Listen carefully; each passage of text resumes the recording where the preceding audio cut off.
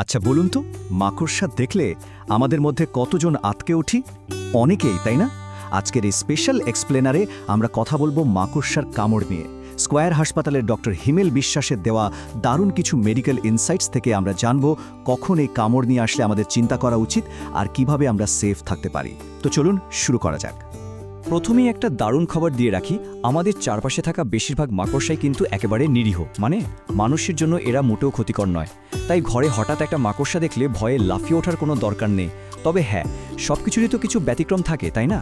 আর সেই বিরল কিন্তু বিপজ্জনক মাকড়সাদের নিয়েই আমাদের আজকের মূল আলোচনা। আজকের এই বিশ্লেষণে আমরা মূলত চারটা ব্যাপার কভার করব। মাকড়সার কামড় ঠিক কতটা বিপজ্জনক হতে পারে, ডেঞ্জার সাইনগুলো কি কি, এমার্জেন্সিতে ফার্স্ট এইড হিসেবে কি করব, আর লাস্টলি কিভাবে এই ঝুঁকিগুলো থেকে দূরে থাকব। তো চলুন আমাদের প্রথম পর্ব দিয়ে শুরু করি। মাকড়সার কামড় আসলে কতটা বিপজ্জনক। ঠিক আছে, এবার একটু গভীরে যাওয়া যাক। সাধারণ আর বিষধর মাকড়সার কামড়ের পার্থক্যটা বোঝাটা কিন্তু একদম ক্রুশিয়াল। নর্মাল কামড়ে যেটা হয়, একটু ব্যথা, চুলকানি বা হালকা লালচে র্যাশ, যা কয়েকদিনের মধ্যেই উধাও হয়ে যায়। কিন্তু অন্যদিকে বিষধর মাকড়সার কামড়, যদিও এটা বেশ রেয়ার, কিন্তু ঘটলে মারাত্মক সব শারীরিক জটিলতা তৈরি হতে পারে। এমনকি পরিস্থিতি ফ্যাটাল বা প্রাণঘাতীও হতে পারে। তাই এই দুটোর তফাৎ বুঝতে পারাটা আক্ষরিক অর্থেই জীবন বাঁচাতে পারে। সোর্সে বিশেষ করে দুটো ডেঞ্জারাস প্রজাতির কথা মেনশন করা হয়েছে, ব্ল্যাক উইডো আর ব্রাউন রিক্লুজ। এগুলো নাম শুনলেই কেমন যেন একটা ভয়ঙ্কর ভাইব আসে, তাই না? যেমন ধরুন, ব্ল্যাক উইডোর পেটে একটা লাল ঘড়ির মতো মার্ক থাকে। এই মাকড়সাগুলোর বিষ এতটাই কড়া যে এদের কামড়কে কোনোভাবেই হালকাভাবে নেওয়ার সুযোগ নেই। এবার আসা যাক আমাদের দ্বিতীয় পর্বে, বিপদের লক্ষণ। মানে আমরা বুঝব কিভাবে যে পরিস্থিতি আসলে খারাপের দিকে যাচ্ছে।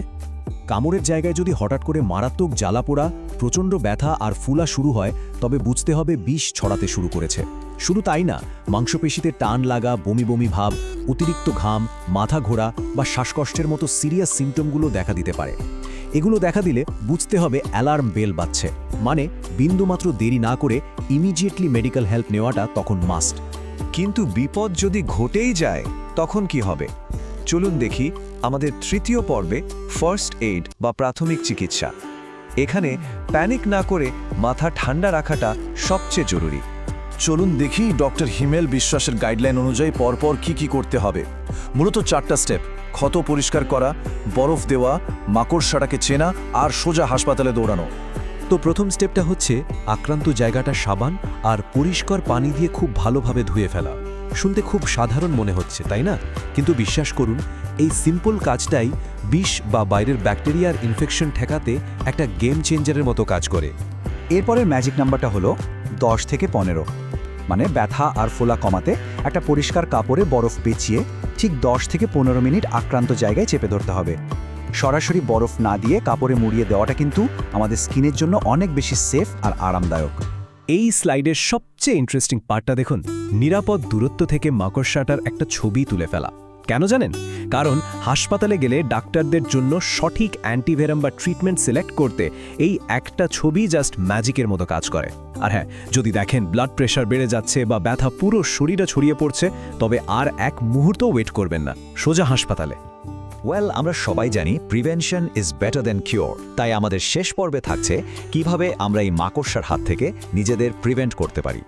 আমাদের ডেলি লাইফে ছোট্ট কিছু সাবধানতা কিন্তু বড়সড় বিপদ থেকে বাঁচাতে পারে। ঘরবাড়ি সবসময় পরিষ্কার রাখা, অনেকদিন ফেলে রাখা পুরনো আসবাব বা জুতো ধরার আগে গ্লাভস পরে নেওয়া, এগুলো একদম বেসিক।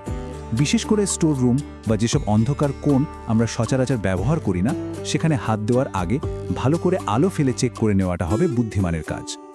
সোর্সের একদম কোর মেসেজটা যদি এক লাইনে বলি, সচেতনতাই সবচেয়ে বড় সুরক্ষা। একেবারে পারফেক্ট কথা। আমরা যদি একটু সতর্ক থাকি, তাহলে বেশিরভাগ ঝুঁকি কিন্তু ঠেকানো সম্ভব। অযথা ভয় পেয়ে লাভ নেই, বরং সঠিক নলেজ আর সাবধানতাই হলো আমাদের আসল পাওয়ার। শেষ করার আগে চলুন একটা ব্যাপার একটু চিন্তা করি। আমাদের নিজেদের ঘরের অন্ধকার কোণগুলোতেই কি এমন কোনো প্রতিরোধযোগ্য বিপদ লুকিয়ে থাকছে না তো? একবার চেক করে দেখবেন কিন্তু।